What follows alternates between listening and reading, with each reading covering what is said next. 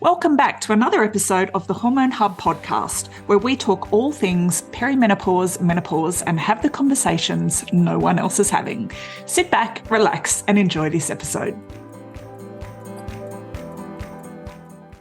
Hello, ladies, and welcome back to the Hormone Hub. And today on the Hormone Hub, I'm your host, Kylie Pinmore, of course, and I have a very special guest who also happens to be a very good friend of mine. And if we can get through this episode without hysterical laughing, we'll be doing well. You know that's not going to happen. I would like to introduce my very dear friend, Jules Galloway. Jules is a naturopath. She's a practitioner mentor. She's a speaker. She's a podcaster. And she has a very special interest in the areas of fatigue, mental health, ADHD, inflammatory issues, and complex cases. And Jules is going to come and talk to us today about something that is, bit of a hot topic at the moment, and something that she was recently diagnosed with that I have not been diagnosed with, which is questionable. Yet. So please, Jules Galloway, welcome to the show. It is great to have you here. And, you are going to bring, I know, a wealth of knowledge and drop a few bombshells, I would imagine, into the podcast episode today. So, Jules, it's great to have you here. Thank you so much for having me. It's so weird seeing you on Zoom rather than just having a breakfast with you in real life. I know. We feel very grown up and, responsible today, whereas when we have breakfast together, we are not like that at all. This is very formal. I love it. All right. For all our listeners, Jules is a bit of a legend in the practitioner world. I don't want to say she's been around forever because she's actually younger than I am, but she brings a wealth of knowledge to our industry, and she's kind of a big deal, which is why it's very exciting to have her on the show. And Jules and I sort of talk a lot about, when we get together, we talk about everything going on in the world, but we also talk a lot about cases. And if I need to pick someone's brain on a case, Jules is kind of my go-to. So I am, in all seriousness, I'm very excited to have Jules on the show. Now, one of the things that comes up for us in conversation a lot is ADHD. And Jules went through, it still started with James, really, didn't it? Jules' husband. I'll let Jules tell the story. Yeah, we should get him on the show, but yeah, he doesn't really have much to say about hormones and perimenopause, so maybe we'll leave him out. But it started about a year and a half ago now, that there was a very an in-passing comment from his mum sitting outside a fish and chip shop in Ballina waiting for our fish and chips to come out, because I was having a non-naturopathic meal, obviously. And we were just sitting out there just, talking about family stuff and another family member who had some mental health stuff going on. And she said, oh, yes, Jamie used to have ADHD as a child, we think, but he grew out of it.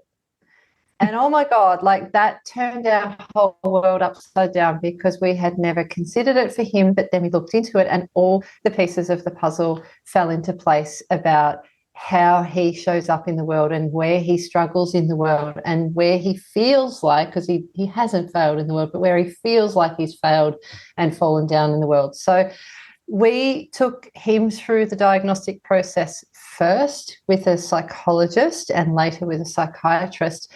And as he was going through that diagnostic process, I was sitting in on one or two of his sessions, because that's part of the process here in Australia, is I'll often get a loved one or family member, someone who knows you really well, to get them in there and ask them questions about ADHD symptoms. And I was sitting there, and this is what's happening with a lot of my clients right now, except it's not their husband necessarily. They're sitting in on their kids' assessments. Yep. But I was sitting in on James's assessment, answering the questions for him and keeping a mental tally in my head, answering them for myself as well, going, yeah, I do that. Yeah, that's me. Yeah, that's so me. Oh, my God, I'm 10 out of 10 for that symptom. What do you mean that's a symptom? I've had that all my life. Am I ADHD too? And then so once James had been formally diagnosed, then we switched to myself, and I ended up being diagnosed I think it was just before Christmas 2022. Yep. Yeah, no, I remember because you called me. Yeah. um, yeah, so and it's really interesting because it's obviously something that we are bringing more awareness to, and there are more adults being diagnosed with ADHD. And the more I sort of read into it, certainly there's elements of it I can relate to as well. But what does ADHD in women in particular look like? Because it's different from that stereotypical the naughty boy in the classroom, Yeah. What does it sort of look like for women? And that stereotype is being dissolved even for males at the moment as well. Like, because James wasn't the naughty boy who ran around the classroom either. He just never handed his things in on time. But and he thought he was dumb because he didn't learn things the way that everyone else learned things. But he wasn't hyperactive in that outwardly obvious way. And that's also the case for a lot of women. And there's actually like 3 types of ADHD as well. So there's the hyperactive, which is the typical stereotype when we think about the kids on the red cordial, but also hyperactivity can be inward, not outward. So just because your body's sitting still doesn't mean that you're not hyperactive, because your brain might be going at 1,000,000 miles an hour. Like that monkey mind that never shuts off is still a form of hyperactivity. And so you've got your hyperactive type, and they may look like the stereotype or not. Then you've got your inattentive type, which are not hyperactive. You drift off of people. I always think, do you remember Luna in Harry Potter? Yes. How she just kind of like drifts off. I always think she's neurodivergent, that character. I love her. I've always loved her. But that real, like, just not there, like not able to focus, but also just the brain just kind of going on its own wandering journey. Like that's more your inattentive type. But obviously there's a lot more symptoms than that. At school we used to call or refer to those kids as the space cadets, I think. Yes, or the daydreamers. And think about how many girls got done for being a daydreamer on their school reports. Oh, yeah, caught her staring out the window daydreaming. Now, she's not going to get in trouble because she's not the one standing up throwing the chair at the teacher or throwing a soccer ball across the room when they're meant to be sitting. She's just like not getting things done. But she's also not the squeaky wheel. And then you've got the combined type of ADHD, which is actually what James and I both are, and because we like to do things together. And the combined type has both. So you might have some attributes of one and some attributes of the other, which basically means you get to have all the things as much as you want. So and look, all of those types can show up differently for people, like whether they're male or female, but also I think there's a lot of social conditioning that comes into it as well. A lot of the women currently getting diagnosed at a later age find that they were the inattentive type, but not all. There's a few combines coming out as well. Little girls get told to sit still and to not make noise and to be good. And we learn to mask our symptoms. So in ADHD talk, there's this thing called masking. And masking is where you basically show up in the world like you don't have it. So it might be like, masking could be like a hyperactive person who's just like stopping their leg from jiggling, but they have to tense themselves to stop their leg from jiggling so that they can sit still. Or it might be someone who's overly talkative, who's like makes themselves shut up. They're like, stop talking. So there's so many ways that we mask in the world. It might be people forcing themselves to make eye contact if they're autistic. Like we see a lot of autistic women at the moment getting their diagnosis and then realizing they've been masking their whole lives to look neurotypical, to act neurotypical. So it's basically like women, I think, have, because of social necessity and social expectations, we become like these champions at masking. Whereas the blokes are kind of told that, they just, you open the back door, chuck them out into the backyard and go, go run it off. Yeah, exactly. Yeah, I think that there's a really big explosion of women becoming diagnosed at the moment because no one ever picked it up because we were so good. Like I did 10 years of jazz ballet, right? I learned how to put a game face on. Like you don't know when I'm in pain, right? If people won't know when I'm sad or they won't know when I'm in pain unless they know me really, really well because like I've got 10 years of like dance training behind me that allows me to show up and fake it in a way where most of the world wouldn't know. So this is what women have done to ourselves. Yeah. And it's not terribly healthy, but here we are. Yeah, yeah. And it's really interesting, because just sort of talking to you after your diagnosis and sort of like looking down sort of my family line. And yeah, so my brother has been diagnosed, and then I look at my dad and I'm like, oh yeah, I see it there.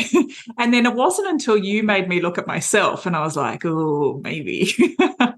But I think I'm happily living in denial for the time being. But part of me sort of thinks, like, is it because we are all just wired differently? Like, is it necessarily that an ADHD brain or an autistic brain, like, yes, there's differences, 100%, but who's to say what's normal?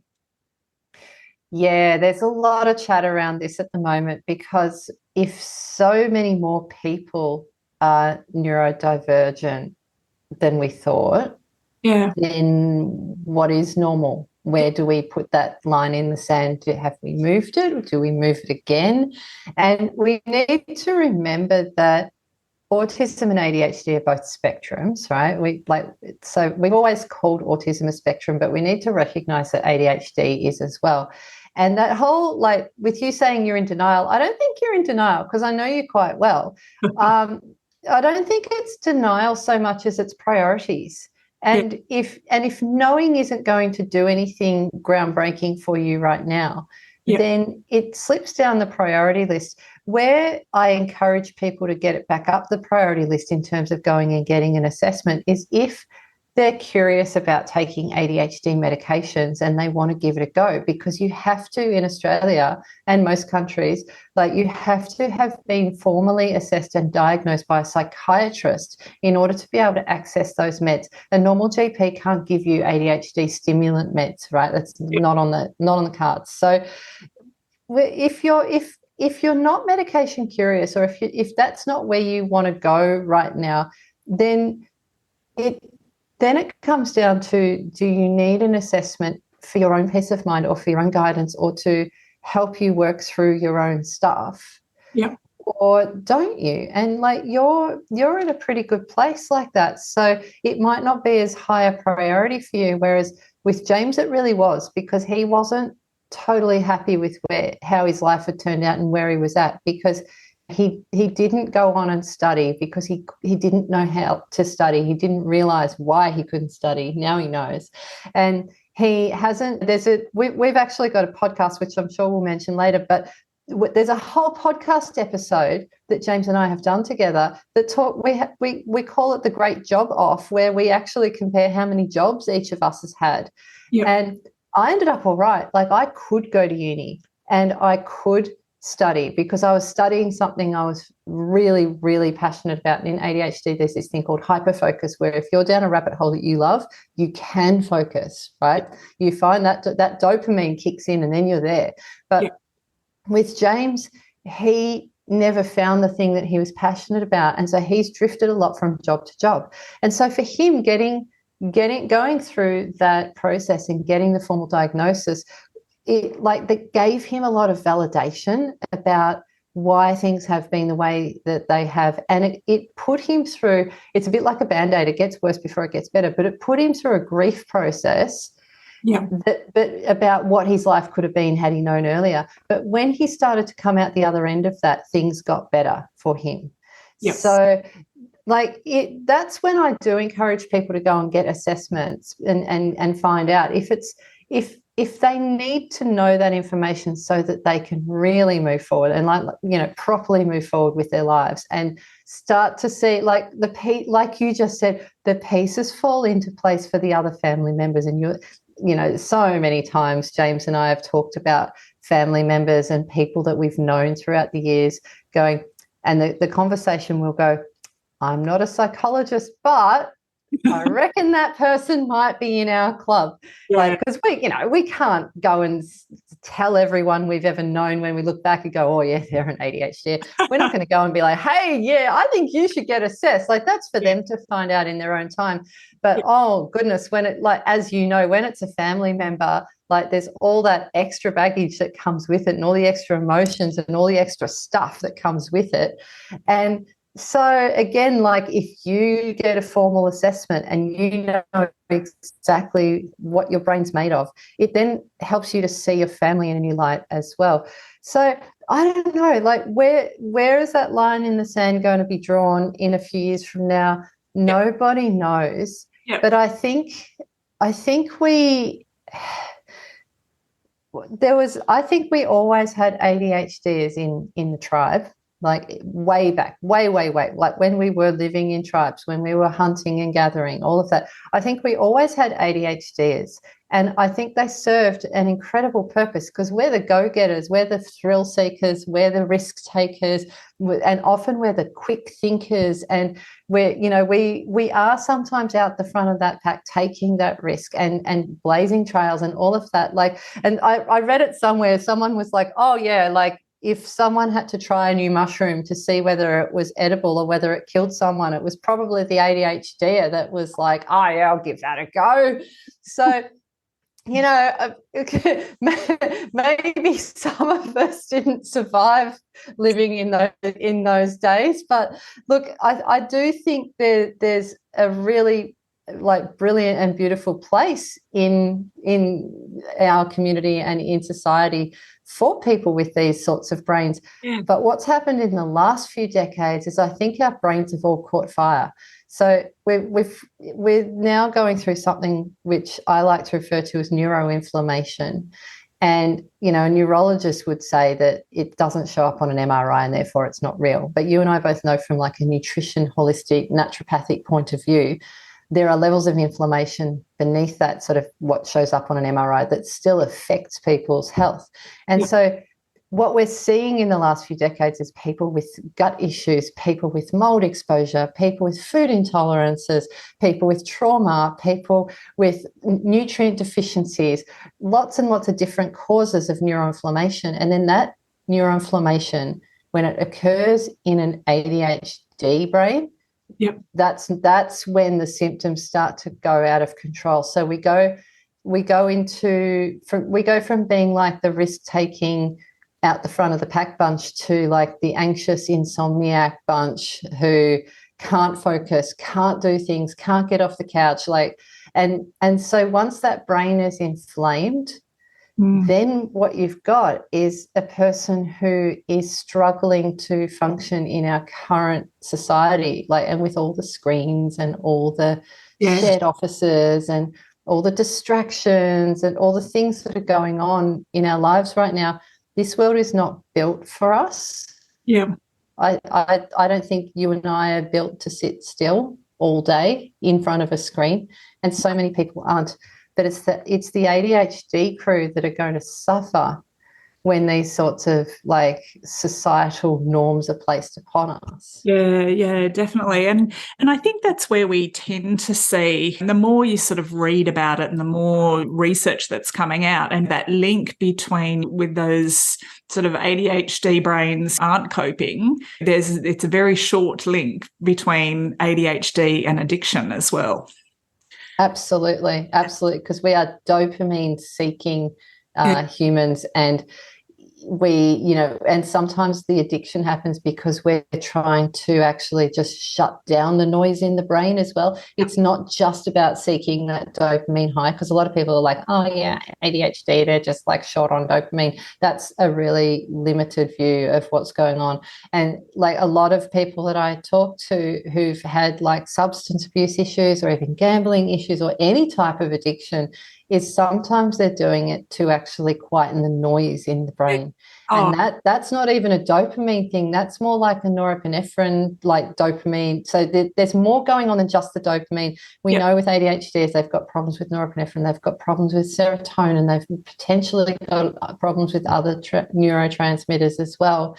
And so what you're seeing is ADHDs will also have what we call comorbidities. And the comorbidities for ADHDs are things like anxiety, depression, insomnia, body focused repetitive behaviors, so like nail biting, skin picking, hair pulling, etc., OCD. So if those things are starting to rise up in a person and become a problem, like that's when addictions can sometimes happen as well, because we're trying to buy ourselves, or give ourselves some, we're medicating it, and we're trying to numb ourselves in a way. So and that's the thing, once that ADHD brain is inflamed, that's when some of those comorbidities will start to really show themselves. And then what you've got is a person who just wants the pain to stop. Yeah. And it's interesting because I've got a few women that I've worked with across the years who,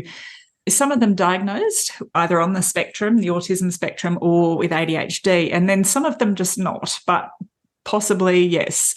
And these are essentially like high functioning women. So very high functioning, very, very good at what they do in their career, executive roles, things like that. But they come home and it's a bottle of wine every night. So essentially like a high functioning alcoholic. And it's sort of, after I'd had this conversation maybe half a dozen times with different women, I was sort of like, actually, there's a pattern here. These are very high performing women, but that wine is just, there's that addiction every night, and it's just to calm them down. And like almost every single one sort of said, I just don't know how to wind down at the end of the day, and that's the only way I can do it. And it's just like, if I drank a bottle of wine every night, like I would wake up the next morning and it'd take me until 3:00 in the afternoon to function again. But it's just, they've got themselves into that pattern that's their crutch that they're using to wind their brain down, but they can get up and they can perform at that high level the next day. Which is it's really common, really actually. Smart, switched on women, Oh, but they're the ones who get missed. So I think that's why I never saw myself as possibly being an ADHD until I sat in on James's assessments, because I never considered that might be me, because I did manage to get a university degree and I have got a thriving business, and I can focus on my job when it's doing tasks that I really enjoy. So I would put myself in that class of that high functioning, which I know is a term that we're trying to use less and less, but it is also, like it's a term that people know. But when we're talking about what we've always referred to as high functioning, what we're talking about is people who can't stop. So they're really driven, they're often very intelligent, and they cannot stop, they cannot wind down. And so that's like your, in inverted commas, like your high functioning anxiety person as well. Like there's a lot of women will refer to themselves as being high functioning and anxious. So the ADHDs notoriously cannot wind down. Like their idea of the worst holiday ever would be sitting on a sun lounger for a week. Maybe they could do it for a day or two, right? You and I would be like, oh my God, I've been working so hard. Get me a sun lounger and and like a nice cocktail and a pool and da-da-da. And we'd be like, this is amazing. I love this holiday. And then on day 2, we'd be like, I'm bored now. Go and play something? Should we go and do something? Yeah, let's do something. Can we go on a trek? Like, what can we do? And so, like, my idea of an amazing holiday is one where every day I'm going and discovering something new in a new place and seeing new things. And so that's that high functioning thing in action, in that if you stick me on a sun lounger, like I said, for one day I'll be like, oh, this is great to rest. But like from then on, I am more antsy, and it's that hyperactivity, that inner, see, that's the thing, inner hyperactivity. Like you don't want to sit still in that sun lounger. You're like, this is great. But and immediately I will feel like I'm wasting my time, or Yeah. that I'm pissing my time up against a wall somehow. There's 600 other things we could be doing instead. And that this is not time well spent. This is a poor use of your time sitting around doing nothing, which we know naturopathically, complete bollocks. Like, we should be scheduling in that downtime. And it's exactly what I teach to everyone else is that they should be meditating or doing yoga or chilling out or having a bath and all of that. And I find it really hard to do myself because I am in that, in inverted commas, like high functioning kind of box. But I really feel like it's not a high functioning thing. It's a intelligent and can't stop thing. Yes. And those people, they're the ones who get missed for assessment. Those women, like you said, who have got these amazing high-powered jobs that require like intelligence and drive and all of that. They're the ones you got to watch out for, because they will never suspect they're an ADHD until the last possible moment when it'll drop into their lap, like it did with me. And those people are the most prone to burnout. They're the most prone to things like autoimmune diseases or like big health like challenges coming their way, because they're push, and then they fall in a heap because they didn't see it coming, and they're usually optimists, so they never thought it would happen. Yeah. Just sort of going back to like a diagnosis means that access to medication, should you choose to do it. Now, you've tried the medication and I did. I'm not your average naturopath. And it's totally okay. And what I always sort of say to my clients is what we want to do is be in a position where we can choose and make informed choices. So I think understanding what the medication means and how it can help, I think, would be really important. And how do you know if it's right for you or not? So, do you want to share sort of your experience on the meds?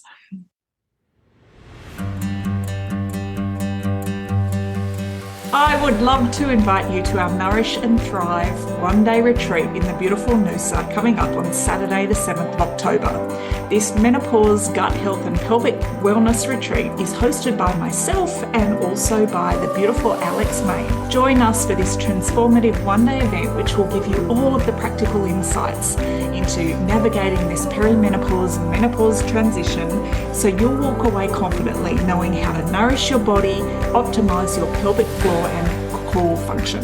Hope to see you there. Yeah, and look, I honestly, the way that the medications are prescribed at the moment, it's honestly, from what I've seen out there, it's a little bit like throwing spaghetti at a wall and seeing if anything sticks. It's a bit frightening in that regard, but it seems to be the only way that it's getting done, or that it can be done right now in the way our system's set up. So there's 3 main stimulant medications that are out there. And so the first one, I was actually offered a choice, right? And this is already like, I'm thinking, well, this is weird because I'm not a doctor and I'm certainly not a psychiatrist. And he's like, well, there's 3 types of medication. Which one do you want to try? And I'm like, I don't know. Which one do you think I should try?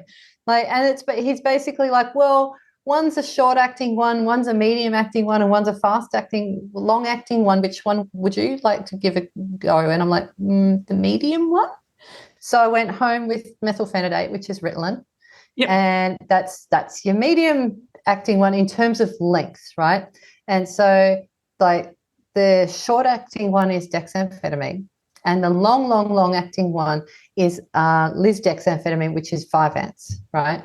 So I went home with Ritalin and I started taking it. And I should probably add here that, like I said, I'm not your average naturopath, but also I'm one of those people who just wants all the experiences in life. So if someone says, "Oh, do you want to try a medication?" I'll be like, well, yeah, I want to know what that feels like, because if I've got clients coming to me who are on these meds, I actually want to know what it feels like to take them. So what better way than to see what it does for me? So off I went, took some Ritalin. Just a little aside here. Complete zombie. Yeah, sorry, just a little aside. Auntie Jules was also the one who had the chat with my teenage son before he went to Thailand about what to try and not to try. Thank you, Auntie Jules. How did that go, by the way? He was on his 19th birthday, Miss Ladyboy Chiang Mai. Yeah. On stage. But Auntie Jules was sitting there teaching him about which types of drinks have got the drugs in them and which ones have got the names. Stay away from. Yes. If someone offers you that one, maybe don't have it because that one's got some like extra stuff in it that isn't alcohol. And so Auntie Jules is, from experience of trying what works and what doesn't, she's able to share that with my teenage children. So thank you, Auntie Jules. Oh, you're welcome. Happy to help. I must say that the reason I know some of that stuff is because of a life I lived very, very long time ago, many decades. Yes. That's all right. We all had our 20s. Thank goodness it wasn't on social media. Right. The Ladyboy is now forever on social media. oh God help us all. I have seen that photo. So I'm in for all the things. Like I want to see what it all feels like. And I knew that I could do like the nervous system support and the liver support and the sleep support to make it as safe as I possibly could. So off I went, took the Ritalin, zombie, absolute zombie, changed up the dose, spoke to the psychiatrist, spoke to my local pharmacist. And by the way, anyone out here who's listening who is having trouble with any sort of medications, but particularly these sorts of medications, if you can't get back in a timely manner to speak with your psychiatrist, find yourself a friendly pharmacist, because my local pharmacist was absolute gold during this time. Like I went in and I spoke to him and he was patient and he was kind and he was well researched, and he also speaks to a lot of other people who take those medications. So he was like, well, from what I've seen, this is what people say. Yeah. And so You're a bit closer to it.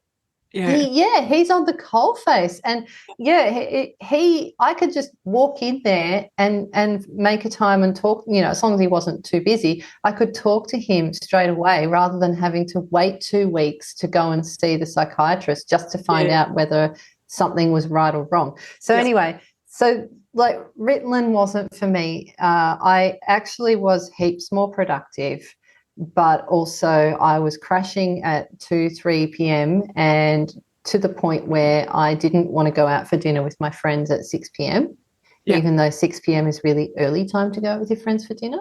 And I'm in Queensland.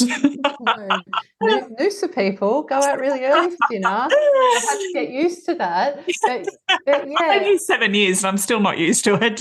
No, it doesn't compute. But I was finding that anything that involved driving or talking to anyone after about 4 p.m. was just like I was honestly anxious about it, because I was like, I don't know, I might be too tired to drive home. I was in such a hole. So decided that even though I was a bit more productive, that wasn't the life for me. And also I lost my personality. We think, I've talked to some people about this, and I think it's because like a lot of my personality and the way I show up in the world is, you would know, kind of centered around like cracking jokes and being fast on the comeback and just, being, I like being the fun one or the funny one. Yeah. But on Ritalin, did not happen. Yeah. Wow. Like I would sit there going, I would think of the funny comeback to say in the conversation, and then I would open my mouth to say the funny comeback, but then I'd be like, it's too much effort to say that funny comeback. And then I'd sit there and not say anything at all. And my friends would be like, you're quiet today. Yeah. So, for me, the trade-off was too great. So off I went, got some dexamphetamine from said psychiatrist, tried that. Didn't have that same effect. So that's the thing. These drugs are different for everybody. Yeah. And when I tried the dexamphetamines, or the Dexies as the kids call them,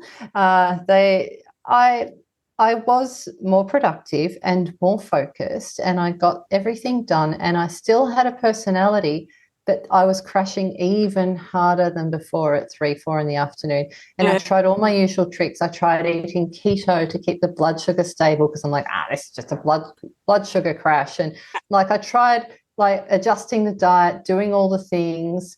And the only solution that the psychiatrist had was to have more dexamphetamine later in the day.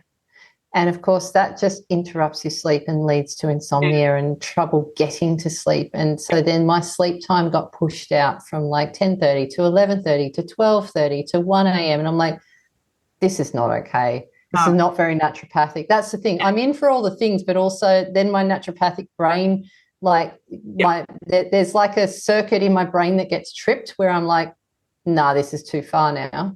So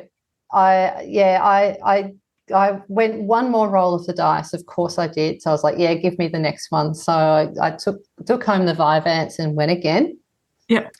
Didn't work. Just did nothing. Yeah. Up the dose. Yep. Did nothing.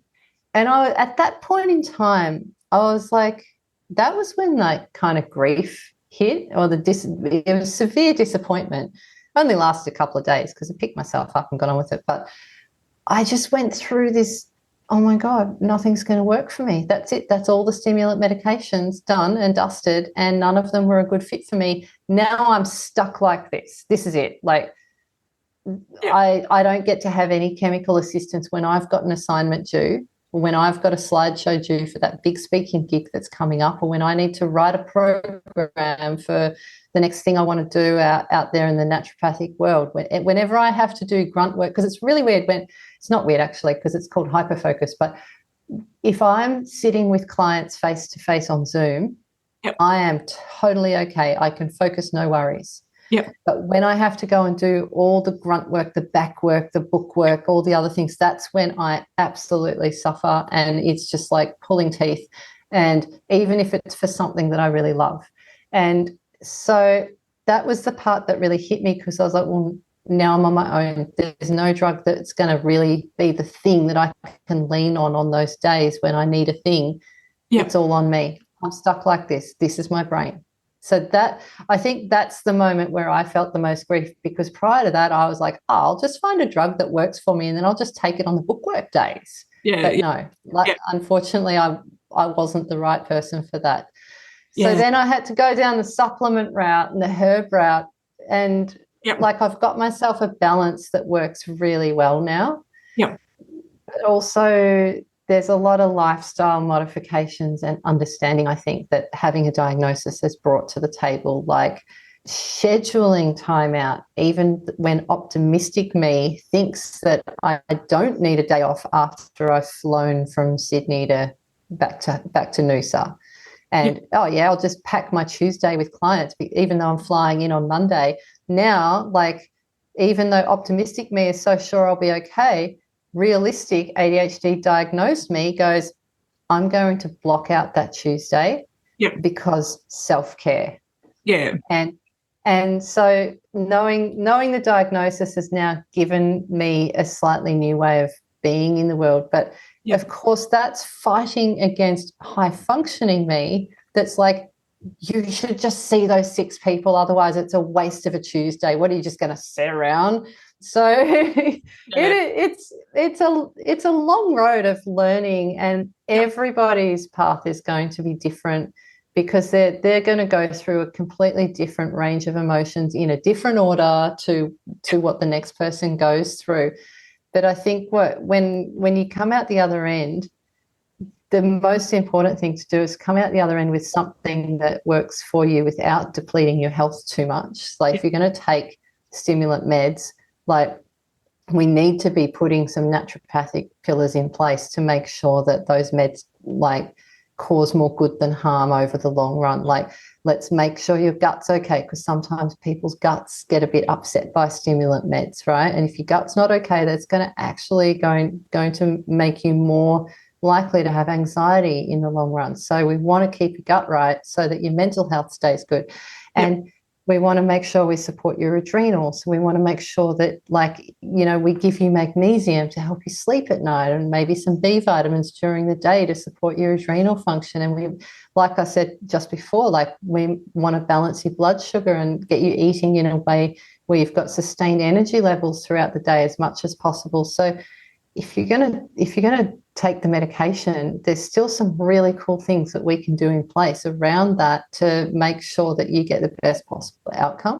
100%. And I think, and I'm very big on sort of reiterating with our audience that it doesn't matter what you're looking at. ADHD diagnosis with medication, menopause with HRT, drill cold and flu if you've got a cold. You know, you need to... No, that's where I'm drawing the line. No, no Codral.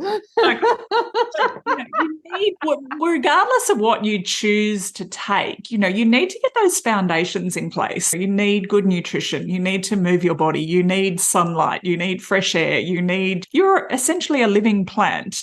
So you need to take care of yourself and get those foundations in place to support those medications, and should you choose to go down that route too. So there's no shame in taking the medication by any means, and there's no shame in choosing not to either, but it's just wherever you're at and whatever choices you make. I think the more you understand the potential implications, the more you understand, you know, you really do need to get those foundations down, the better outcome long term you're going to have for anything when it comes to any aspect of your health. And the thing that concerns me the most is a lot of the ADHD, well, not even a lot, the ADHD stimulant medications, none of them are really that good if you get a bit older and you end up with high blood pressure or a heart condition. They're probably going to take them back off you. Yeah. So where all these people who are currently getting diagnosed in their 40s and 50s, when they get to their 60s and 70s, and if they do end up, unfortunately, having high blood pressure or a heart issue, whether they're on blood pressure or heart meds or not, there's a really strong likelihood that at that point the doctor's going to take you off your ADHD meds because it's too much of a risk for your cardiovascular system.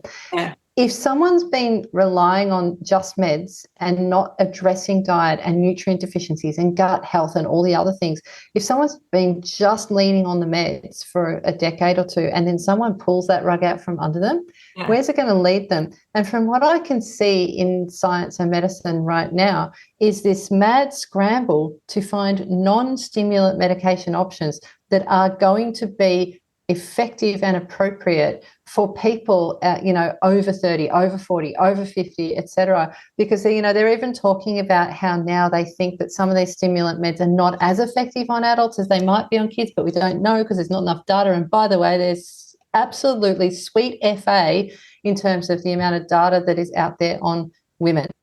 Yes. So if you're assigned female at birth and you're producing estrogen, progesterone, all of that, like, forget looking for too much in terms of research and science when it comes to ADHD, because there really is, there's such a lack right now.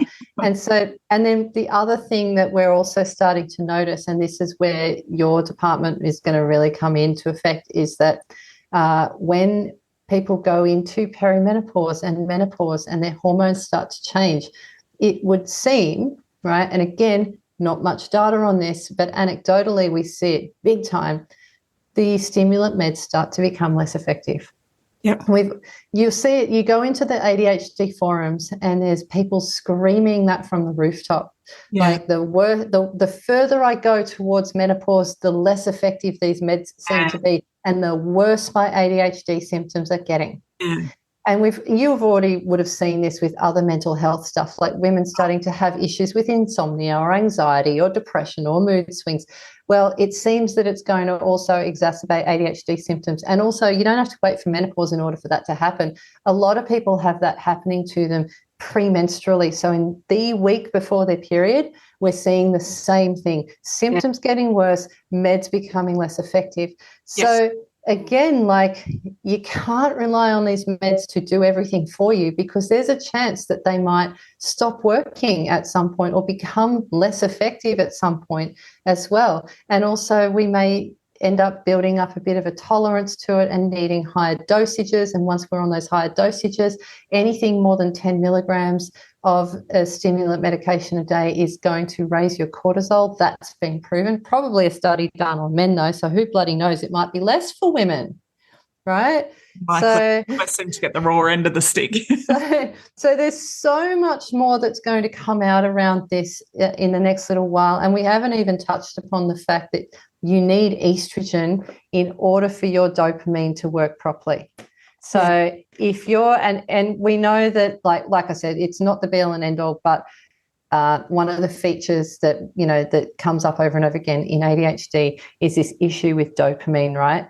And you need estrogen to enhance the activity of dopamine. So estrogen doesn't decide how much dopamine you make. So estrogen isn't responsible for how much dopamine you produce, but it then does something to affect the way the dopamine works in the body. So if you've got lower estrogen, there's a chance that this dopamine isn't going to have the same effect on you that it has on someone whose estrogen's higher.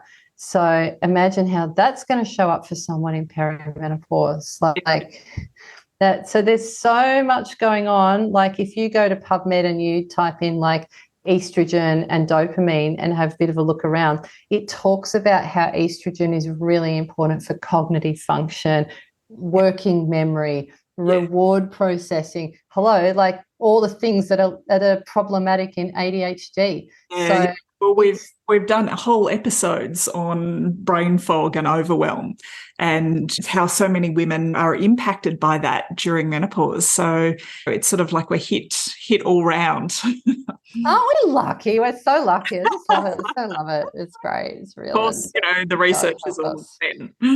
Yeah. And then the research is all on men, and the medication dosages are being, are created about men. And then when they're working out dosages for women, they go, we'll just give you a little bit less. Sure, yeah. Man, because you're a bit smaller. We're not small men. We're a whole lot more complex hormonal beings. We are complex in so many ways, and some of those ways are really good, but some of them come back to bite us on the arse in this age group at this time. So Absolutely. I'm 47 years old. I'm in the thick of it too. And so it's no wonder I'm attracting a lot of clients who are at that point in their lives as well, and they've just received their ADHD diagnosis, or they suspect they're an ADHD, and they've got perimenopause knocking on their door, and their gut's not well, and they've got a bit of anxiety, and so it's no wonder that I attract them, because like I'm sitting there right in the middle of it as well. But like I could tell you that there's so much that we can do, and there's so many things that we can like tweak in order to make this as smooth as we possibly can for you. Yeah, 100%. And that's it. We don't have to suffer through this. There's a lot we can do to support you. So, Jules, thank you so much. You have been a wealth of knowledge. Now, I am going to put Jules's website and her social links, so julesgalloway.com and Jules Galloway Health on Instagram and Facebook. And Jules has very kindly given us a little freebie here, what's causing your fatigue. So if you want to find out more about Jules and how she can help you, please go and have a look at her website and her socials. Jules, my love, thank you so much for being on the show. I've been wanting to drag this woman on the show forever, and here she is. It's always a pleasure hanging out with you. It's weird doing it by Zoom. It's actually really lovely. We should do this nice. Again. I feel very professional. Like our breakfast. Look at us. But thank you so much, and thank you for everything you do in the world as well. Like, we make an amazing team. We do indeed. Thank you, darling. Love you to bits. And thank you, everyone, for watching, listening. We're watching, you're listening. And see you in the next episode. Bye. Bye. Thank you for taking the time to listen today. You can head on over to the show notes at kyliepinwill.com/podcast, where you'll find all the links. Now, before we go, it would mean the world to me if you'd head on over to your favourite podcast channel, subscribe and leave a review. Don't forget to share it with your friends. Then stay tuned for next week's episode, and we can't wait to see you then.